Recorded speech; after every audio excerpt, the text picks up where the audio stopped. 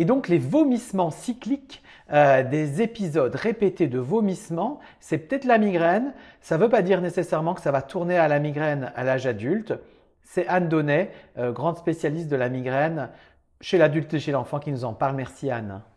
Le syndrome des vomissements cycliques constitue une des expressions des syndromes épisodiques pouvant être associés à la migraine. Il se manifeste par des épisodes stéréotypés de nausées et de vomissements survenant au moins 4 fois par heure et évoluant par crise durant de 1 heure ou plus et pouvant durer jusqu'à 10 jours.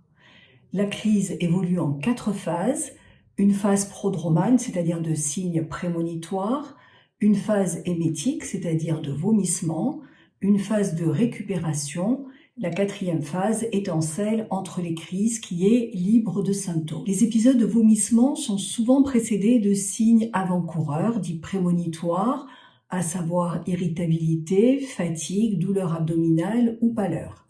Ces signes avant-coureurs sont suivis de nausées et de vomissements intenses.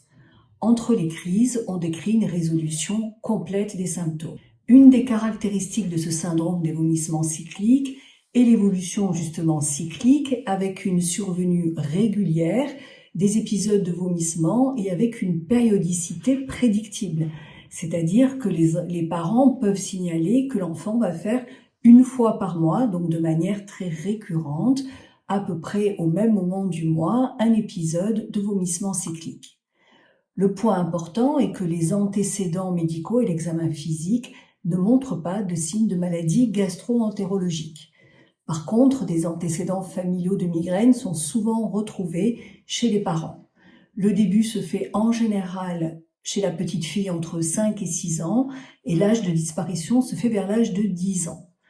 Le syndrome des vomissements cycliques est donc un syndrome épisodique, spontanément résolutif, qui survient dans l'enfance, avec des périodes de totale normalité entre les épisodes.